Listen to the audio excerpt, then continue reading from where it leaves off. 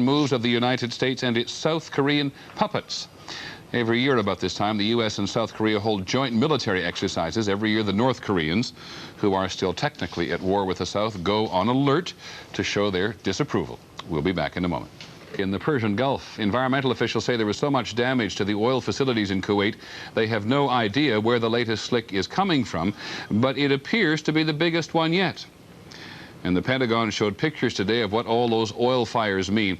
Here's a reconnaissance photograph showing relatively clear skies over Kuwait City last Friday. Now look at this. The city nearly obscured by smoke the next day. The wind shifted and more oil wells had been sabotaged. Well, the burning oil wells have simply intensified the debate over who is going to pay for war damage. UN Resolution 674 reminds Iraq that it is liable for any loss, any damage or injury in Kuwait. One thing is clear, the job of rebuilding will be enormously expensive, and a lot of American companies are hoping to get a share. Here's ABC's Bob Jamieson. Inside the headquarters of America's biggest construction and engineering firms, planning for Kuwait's reconstruction has been going on for months. Executives at firms like Bechtel refuse to talk about those plans. They do not want to be seen profiting from a war in which Americans are dying, but profit they will. Kuwait's government in exile says it could cost $40 billion to restore not only the country's basic infrastructure, but its sophisticated technology and those things which made for a comfortable lifestyle. The Iraqis came to occupy the country with a determined policy of dismantling it totally, systematically, looting it. Of particular concern are the fires burning in Kuwait's oil fields. Officials do not know how long it will take or how much it will cost to put them out. But reconstruction plans are based on the belief they will have to rebuild the entire industry. Are you operating under a belief that you will confront the worst case? Yes, we are. Kuwaiti economist Fawzi al-Sultan established a reconstruction task force in August. From the third floor of this building, around the corner from the White House, Kuwaiti officials will sign nearly 200 contracts for reconstruction during just the first 3 months after the war. The Army Corps of Engineers will get $46 million to oversee restoration of basic services like water and sewers. AT&T and Motorola will provide emergency communications. Caterpillar has sold diesel generators that will provide electricity. General Motors will sell vehicles. And oil field equipment has been purchased and is stored in this Houston warehouse. The reconstruction will not be exclusively the business of the United States and the other countries which are doing the fighting. Kuwaitis say business will also go to firms from Germany and Japan. There's a very strong commitment that we will try and deal as much as we can where we can find the equipment with our coalition partners. But one thing is certain, once the war ends, American politicians will be lobbying hard to make sure very little business goes elsewhere. Bob Jamieson, ABC News, New York. There is other news today. Here is some of it. The so-called Keating 5 in the Senate are about to become the Keating 1. The Senate Ethics Committee has been looking into charges that 5 senators used their influence to help Charles Keating, a central figure in the savings and loan scandal. ABC's Cokie Roberts reports tonight that the committee will vote tomorrow to recommend possible Senate action against only one senator, Alan Cranston of California. That action could range from a simple censure to expulsion. In broad economic news, more signs of the weak economy. Orders for durable goods, such things as cars or refrigerators designed to last 3 years or more, fell 0.7% last month. When orders to the factories go down, it is a good bet that layoffs follow. On Wall Street, the Dow Jones Industrial lost more than 23 points to close at 2864, and the trading was moderate. The man who served as this network's first anchor has died. John Charles Daly did the news on ABC for 7 years in the 1950s. He was also known to millions as the host of the game show, What's My Line? He could do both things in those days, a job he held for nearly 18 years. John Daly was 77. We'll be back in just a moment. A line again from Kuwait City Live. Forrest, a question about the Allied bombing campaign. How did people manage to live through that, and how extensive was the damage that it did? Well, I saw a good deal of damage along the road as I came in, Peter. Cluster bombs had gutted the road. We had to be very careful because there were craters as we came across. People here said that it became just a part of their lives, and as a matter of fact, to some of the Kuwaitis, they considered it music to their ears. Some of them said they could endure that knowing that it was leading to freedom. The other question is, of course, ever since August, we've had very little contact with the Kuwaitis, except occasionally with the resistance. How meager were people's lives, do they tell you? Well, the people that I saw seemed not to have suffered too much in terms of food and water. I was struck by the people who were very keen to show me some of the wounds that they had suffered that had been inflicted by Iraqis. One man showed me his arm, and there was a mark that had been burnt in. He said that they were trying to write Saddam's name into his arm. Others showed me where their fingernails had been pulled out. And all of them talked about friends that they had lost throughout the occupation. Does everybody have a story about the occupation? Everyone that I've talked to so far has a story, and none of the stories are very happy. I think that the happiness begins at about this point, Peter. When you showed up today, some hours ago, were people surprised to see you? They surely were. As a matter of fact, we drove in through this dark road. It was just a group of us, and we had passed the last Saudi checkpoint a number of kilometers back, and we kept pushing forward and forward and forward, and then arrived in the dead center of town, not at all sure what we were going to find. A little light was up in an apartment building, and then we began to talk to them, and as soon as they heard that we were speaking English with an American accent, they began leaping up and down and saying that at last the things that they had been waiting for 7 months had finally arrived. We went upstairs. Each of them in this deserted building had their little apartment, 6 families in all. All of them wanted to show us their apartment. All of them wanted us to sit down and share some tea and hear what the outside world was like. Okay, Forrest, thank you very much for a very long day for you. Look forward to hearing from you tomorrow when we can see what Kuwait City looks like extensively in daylight. There will, of course, be more, including Forrest Sawyer. Later this evening on Nightline, we'll have a Gulf War update every hour on the hour, but it has been another very effective day for the Allied forces, and Kuwait City has been liberated. The Iraqis... Gulf War. Hundreds of American tanks against what is left of Iraq's Republican Guard. How the war was won by the man who planned it, how the Iraqis believed the U.S. would come by sea, and the Hail Mary that made the difference. The Kuwaitis say the nightmare has ended, and Kuwait City comes alive. From ABC, this is a special edition of World News Tonight with Peter Jennings.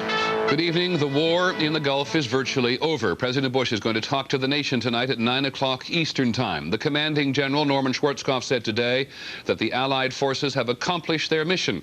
The Iraqi army is no longer a threat to the region. The last great battle was being fought today. U.S. tanks and air power overwhelming what used to be called the elite Republican Guard. It has apparently been the conclusive battle, the final blow. We begin at the Pentagon tonight. ABC's Bob Zelnick has been compiling the details. Officials say the Iraqis lost hundreds of tanks in the battle. Officials say as Allied forces approached from the west, elements of the Guard divisions came forward to meet them. But the Iraqis came under heavy fire, mainly from Apache helicopters and fixed-wing aircraft like the A-10. As they tried to turn and flee, Allied tanks used superior speed to outflank them, and their long-range guns to destroy many of the Iraqi tanks from so far away that the Iraqis could not fire back. The remaining tanks and troop carriers tried to fight their way eastward toward Basra, but officials say many of those were destroyed by pursuing aircraft. Officials say the Iraqi units appeared to have been surprised by the Allied attack and once again seemed unable to coordinate their attack because of bad communications. This may explain why the Guards never moved south to defend Kuwait. Pentagon officials say U.S. casualties were light. While the battle involved only 3 of the 8 Republican Guard divisions, the remaining 5 are light infantry. In the view of senior officials here, the Republican Guard as a threat to Iraq's neighbors is finished. Bob Zelnick, ABC News at the Pentagon. There was another primarily tank battle in which the Iraqis were also virtually wiped out around the airport near Kuwait City. One U.S. commander said more than 100 Iraqi tanks were destroyed there, but he added he wasn't completely sure. After 100, he said, you tend to lose count. Here's ABC's Bill Rediker.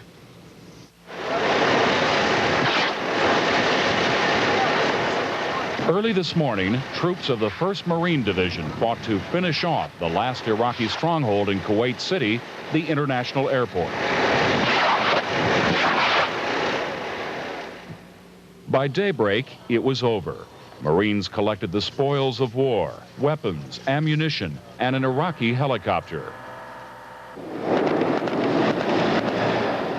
While the formal, more ceremonial liberation of the city was left up to the Kuwaiti and Saudi armies, the Marines quickly secured the western and southern sections of the city.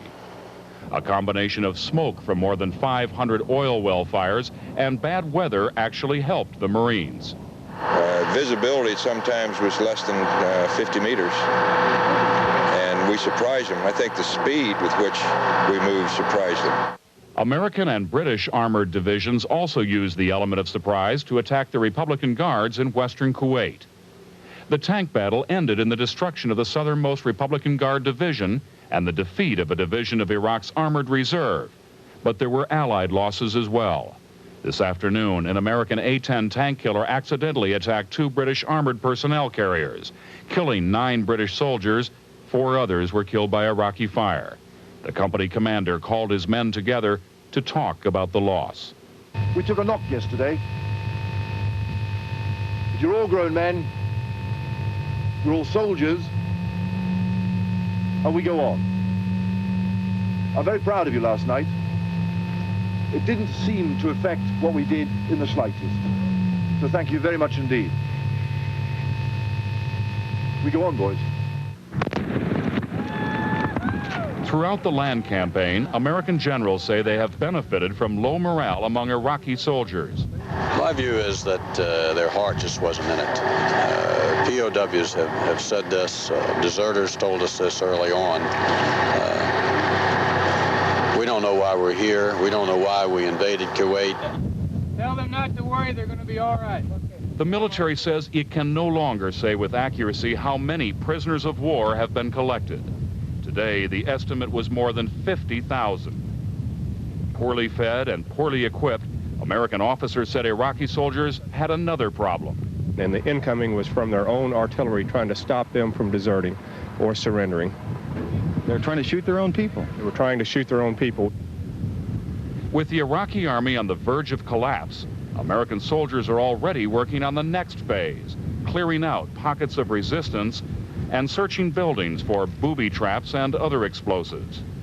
Tonight, Central Command will not say when the war will be over, but privately, officers are saying virtually all of the fighting could be finished within a few hours. Bill Redeker, ABC News, Saudi Arabia. There'll be a lot of attempts to put this in military perspective. Military historians tell us today there's never been a war in which one army has suffered so few losses while inflicting such heavy damage on the other. The cost in lives to the U.S., 79 Americans have died since the war began. 44 are missing. In the ground war alone, 28 Americans have now been killed, plus 23 pilots and 28 reservists, including 2 women who died when that Scud missile hit their barracks in Saudi Arabia on Monday.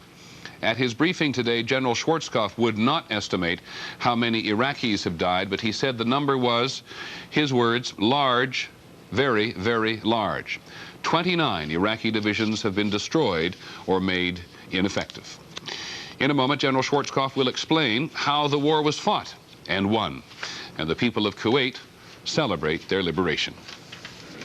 Started 4 days of fighting on the ground. From the very beginning, the commander of Allied forces has said that he wanted to keep military operations secret, but when the time was right, he would tell us all how he planned it. Today was the day. Basically, the problem we were faced with was this. When you looked at the troop numbers, they really outnumbered us about 3-2. And when you consider the number of combat service support people we have, that's logisticians and that sort of thing in our armed forces, as far as fighting troops, we were really outnumbered 2-1. In addition to that, they had about 4,700 tanks versus our 3,500 when the buildup was complete, and they had a great deal more artillery than we do. What we did, of course, was start an extensive air campaign, and I briefed you in quite some detail on that in the past. One of the purposes I told you at that time of that extensive air campaign was to isolate the Kuwaiti theater of operation by taking out all the bridges and supply lines that ran between the north and the southern part of Iraq. That was to prevent reinforcement and supply coming into the southern part of Iraq and the Kuwaiti theater of operation. We also at that time had a very active naval presence out in the Gulf, and we made sure that everybody understood about that naval presence. One of the reasons why we did that is because it became very apparent to us early on that the Iraqis were quite concerned about an amphibious operation across the shores to liberate Kuwait, this being Kuwait City. They put a very, very heavy barrier of infantry along here, and they proceeded to build an extensive barrier that went all the way across the border, down and around and up the side of Kuwait. So we continued our heavy operations out in the sea because we wanted the Iraqis to continue to believe that we were going to conduct a massive amphibious operation in this area. I think this is probably one of the most important parts of the entire briefing I could talk about. As you know, very early on, we took out the Iraqi Air Force. We knew that he had very, very limited reconnaissance means, and therefore when we took out his Air Force, for all intents and purposes, we took out his ability to see what we were doing down here in Saudi Arabia. Once we had taken out his eyes, we did what could best be described as the Hail Mary play in football. When we knew that he couldn't see us anymore, we did a massive movement of troops all the way out to the west, to the extreme west, because at that time we knew that he was still fixed in this area with the vast majority of his forces, and once the air campaign started, he would be incapable of moving out to counter this move, even if he knew we made it. I must tell you, I can't recall any time in the annals of military history when this number of forces have moved over this distance to put themselves in a position to be able to attack. Not only did we move the troops out there, but we literally moved thousands and thousands of tons of fuel, of ammunition, of spare parts, of water, and of food out here into this area because we wanted to have enough supplies on hand so that if we launched this and we got into a slugfest battle, which we very easily could have gotten into, we'd have enough supplies to last for 60 days. Our plan initially had been to start over here in this area and do exactly what the Iraqis thought we were going to do, and that's take them on head-on into their most heavily defended area. At 4 o'clock in the morning, the Marines, the 1st Marine Division and the 2nd Marine Division, launched attacks through the barrier system. They were accompanied by the the Tiger Brigade, U.S. Army Tiger Brigade of the 2nd Armored Division. At the same time over here, 2 Saudi task forces also launched a penetration through this barrier. But while they were doing that, at 4 o'clock in the morning over here, the 6th French Armored Division, accompanied by a brigade of the 82nd Airborne, also launched an overland attack to their objective up in this area, Al Salman Airfield. And we were held up a little bit by the weather, but by 8 o'clock in the morning, the 101st Airborne Air Assault launched an air assault deep in the enemy territory to establish a forward operating base in this location right here. I can't say enough about the 2 Marine divisions. If I use words like brilliant, it would really be an under-description of the absolutely superb job that they did in breaching the so-called impenetrable barrier. It was a classic, absolutely classic military breaching of a very, very tough minefield, barbed wire, fire trenches type barrier. They went through the first barrier like it was water. They went across into the second barrier line, even though they were under artillery fire at the time. They continued to open up that breach, and then they brought both divisions streaming through that breach. We launched another Egyptian Arab force in this location and another Saudi force in this location, again to penetrate the barrier, but once again to make the enemy continue to think that we're doing exactly what he wanted us to do, and that's make a headlong assault into a very, very tough barrier system, a very, very tough mission for these folks here. Once the 101st had their forward operating base established here, they then went ahead and launched into the Tigris and Euphrates Valley. The next 2 days went exactly like we thought they would go. The Saudi forces that came in and took and Arab forces that came in and took these 2 initial objectives turned to come in on the flank heading towards Kuwait City, located right in this area here. The British UK passed through and continued to attack up this flank, and of course the 7th Corps came in and attacked in this direction as shown here. The 24th Infantry Division made an unbelievable move all the way across into the Tigris and Euphrates Valley and proceeded in blocking this avenue of egress out, which was the only avenue of egress left because we continued to make sure that the bridges stayed down. So there was no way out once the 24th was in this area, and the 101st continued to operate in here. The French, having succeeded in achieving all of their objectives, then set up a flanking position, a flank guard position here to make sure that no forces could come in and get us from the flank. By this time, we had destroyed or rendered completely ineffective over 21 Iraqi divisions. Next, please. And of course, that then brings us to today. Where we are today is we now have a solid wall across the north of the 18th Airborne Corps, consisting of the units shown right here, attacking straight to the east. We have a solid wall here again of the 7th Corps, also attacking straight to the east. I wonder if in an overview, despite these enormously illustrative pictures, you could say what's left of the Iraqi army in terms of how long could it be before he could ever be a regional threat or a threat to the region again? Well, there's not enough left of it at all for him to be a regional threat to the region, an offensive regional threat. As you know, he's got a very large army, but most of the army that is left north of the Tigris-Euphrates Valley is an infantry army. It's not an armored army. It's not an armor-heavy army, which means it really isn't an offensive army. So it doesn't have enough left unless someone chooses to rearm them in the future. The general used these figures to show just how badly the Iraqi army had been chewed up. More than 3,000 Iraqi tanks destroyed, 88% of his tanks in the Kuwaiti theater, 65% of Iraq's armored vehicles, and 69% of the artillery. We will have more on the Schwarzkopf briefing later in this special edition of World News Tonight, and ABC will broadcast the entire briefing later this evening, right after Nightline, with Ted Koppel reporting from the Gulf. And we'll have more news in just a moment. The Kuwaiti flag is flying over Kuwait City. For thousands of Kuwaitis, it was a day for celebration, but also anger. ABC's Forrest Sawyer is in Kuwait City. This was the day the people of Kuwait City came back out of the shadows. The day they reclaimed the streets they had left deserted through 7 long months of Iraqi occupation. I never seen these people in the 7 months. I am seeing everybody of them now, which is the first time. Allied soldiers rumbled into the city this morning to be greeted as conquering heroes. Women chanted praises for President Bush. American symbols were badges of honor. Kuwait's Day of Freedom brought something old, Saudi soldiers doing traditional sword dances, and something new, children born today, called babies of Tahrir, or liberation.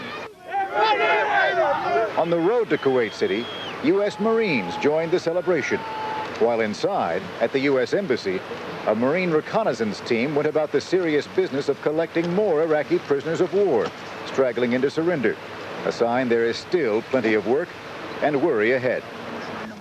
For all the celebration here, there is still terror and loss. Thousands of people are still missing their loved ones, picked up by the Iraqis, and they have no idea where they may be. So they've collected women, children, and young men between the age of 15 to 55. We don't know where they're held. We don't know where they are held. Are they inside Kuwait or are they outside? We don't know. Bitterness and rage spilled out in the celebration. Saddam's image set afire, his currency an object of contempt. For the first time today, Kuwaitis ventured out to see and touch the images of Saddam's control. Anti-aircraft guns, the bunkers looking out to the sea, the weapons left behind by retreating troops. And they looked ahead, past the celebration to all that must be rebuilt, from the city's amusement park to the royal palaces. Already, Kuwaitis have a feel for the long road to recovery. Citizens of one of the richest oil nations in the world are lining up to buy supplies of gasoline. And there are companies around the world lining up for their share of the contracts that they hope to receive to help the project of rebuilding the infrastructure of Kuwait, a multi-billion-dollar project that, at least unofficially, has already begun starting today. Peter? For same question as it was yesterday. What's been your strongest impression today? Today is a very different impression. You know, I told you yesterday, Peter, that my impression was of the terrible deserted nature of the city and that pall of smoke that hung over everything, the way the city seemed so empty. Today, entirely different. As soon as those APCs and Jeeps came rolling through with the gunfire in the air, people streamed out of their homes. They came out carrying flags, and it was an entirely transformed place. This is a city that has begun to lighten up, has begun to face the fact that there is freedom in the air, and they hope to keep it that way. Any sign of the Kuwaiti government that's been in exile?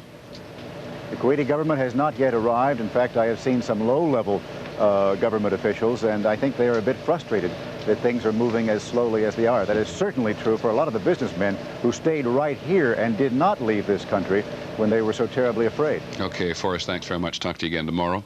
The American embassy in Kuwait City, which Forrest mentioned, will soon be back in business. The State Department says the new ambassador to Kuwait, Skip Ghanim, should be in place within the next few days. He was appointed to the job in January, and he's been working out of Saudi Arabia. He replaces Nathaniel Howell. You remember the ambassador who spent 110 days as a virtual prisoner inside the embassy after the Iraqi invasion. We'll have more news in just a moment. Said that his own people would never forgive him if he withdrew from Kuwait. The Soviet Middle East specialist Evgeny Primakov says that Hussein told him last October that after giving Iran back all the territory that Iraq had captured during 8 years of war, he could never give up Kuwait as well. Well, now with his military in a state of collapse, Hussein has tried again to stop the actual fighting. And once again, the answer from the White House is that he has bungled it. Here's ABC's Britt Hume.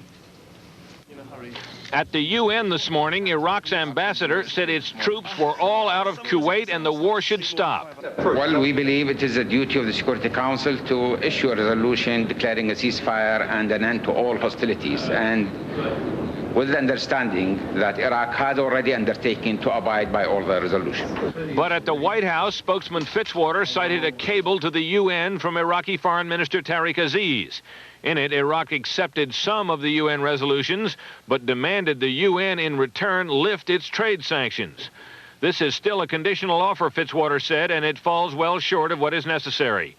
The president, who met here today with British Foreign Secretary Douglas Hurd, wants the sanctions to continue, though everyone knows that will make it impossible for Iraq to pay war reparations to Kuwait, as the UN has also demanded.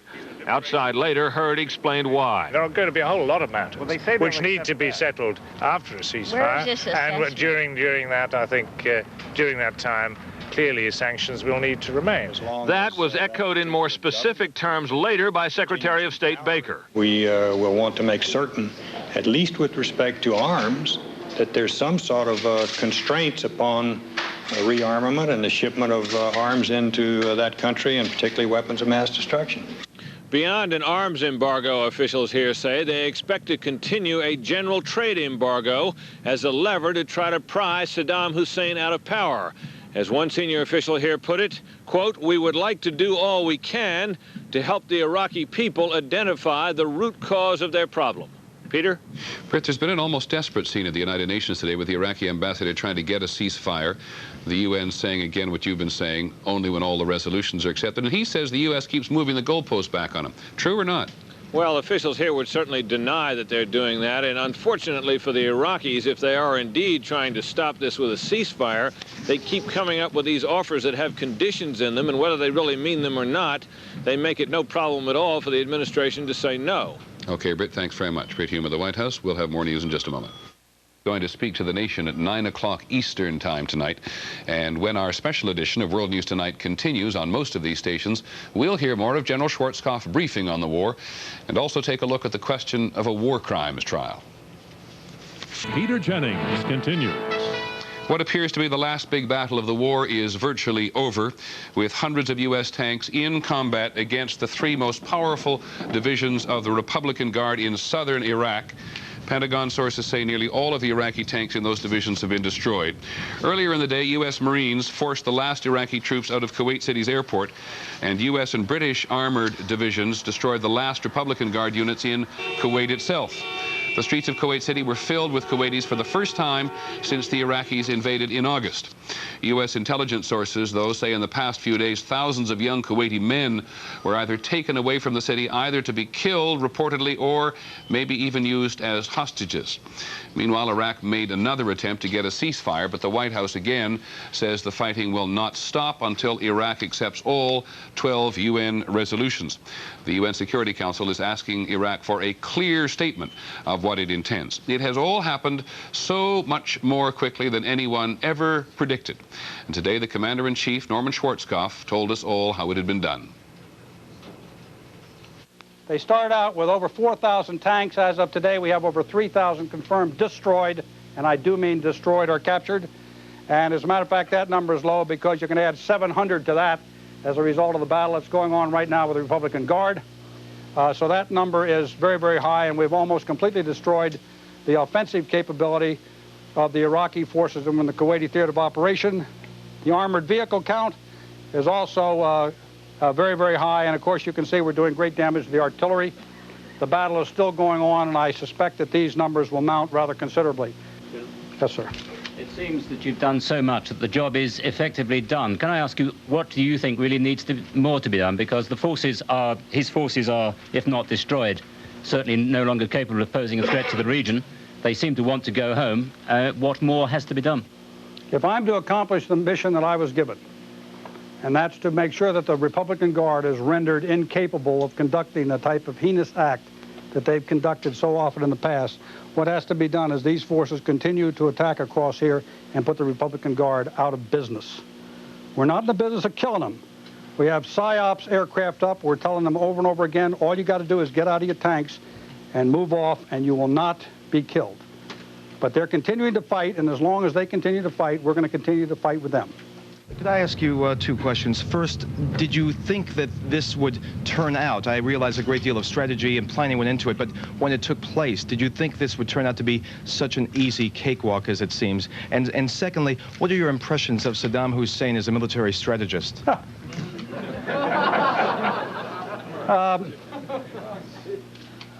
First of all, if we thought it would have been such an easy fight, we definitely would not have stocked 60 days worth of supplies on these log bases. So as I've told you all for a very, very long time, it is very, very important for a military commander never to assume away the capabilities of his enemy. And when you're facing an enemy that is over 500,000 strong, has the reputation that they've had of fighting for 8 years, being combat-hardened veterans, had the number of tanks and the type of equipment they had, you don't assume away anything. So we certainly did not expect it to go this way. As far as Saddam Hussein being a great military strategist, he is neither a strategist, nor is he schooled in the operational art, nor is he a tactician, nor is he a general, nor is he as a soldier. Other than that, he's a great military man. I want you to know that. I got to tell you what, a soldier doesn't fight very hard for a leader who is going to shoot him, okay, on his own whim. That's not what military leadership is all about. And so I attribute a great deal of the failure of the Iraqi army to fight to their own leadership. They committed them to a cause that they did not believe in. They all are saying that they didn't want to be there. They didn't want to fight their fellow Arab. They were lied to. They were deceived, and when they went into Kuwait, they didn't believe in the cause. And then after they got there, they had a leadership that was so uncaring for them, okay, that they didn't properly feed them, they didn't properly give them water, and in the end, they kept them there only at the point of a gun. So I can't, now the Republican Guard is entirely different. The Republican Guard are the ones that went into Kuwait in the first place. They get paid more, they get treated better, and oh, by the way, they also were well to the rear here, okay? So they could be the first ones to bug out, okay, when the battlefield started folding, while these poor fellows up here who didn't want to be here in the first place bore the brunt of the attack. Well, that didn't happen. General Schwarzkopf said in that briefing his mission is accomplished. We're joined again by ABC's Britt Hume at the White House, who I think knows what the president is going to tell the nation tonight. Britt. They're not telling us a lot about the speech, Peter, but I know a few things. He's not going to agree to a ceasefire, but he is going to say basically that the war is over. And this speech will represent his first attempt to outline how he plans to help try to organize the peace. Okay, Britt Hume at the White House, thanks very much. 9 o'clock Eastern time, the president will speak to the nation. We will carry it live. And of course, the post-war period begins to bring up all sorts of new things, not least of which is a lot of talk about a possible war crimes trial. Here's ABC's John McCarthy. U.S. intelligence sources say in the 3 days before Kuwait was liberated, Iraqi forces rounded up thousands of young Kuwaiti men. Some were seen being marched toward Iraq, apparently to become hostages. Others simply vanished. In the 7 months of Iraqi occupation, there have been frequent allegations of brutality and torture. But General Schwarzkopf said in the last week it has escalated to what he called unspeakable atrocities. They're not a part of the same human race. The people that did that the rest of us are. I've got to pray that that's the case. This last burst of violence against Kuwaiti citizens by Iraqi forces, plus the more visible destruction of the Kuwaiti oil fields, has stunned and outraged the Bush administration and members of Congress. These atrocities demand more than just reparations. They demand justice. Anything short of Saddam's prosecution for war crimes would only enable him to fight another day and commit future atrocities. Special military teams have already been dispatched to Kuwait to gather evidence.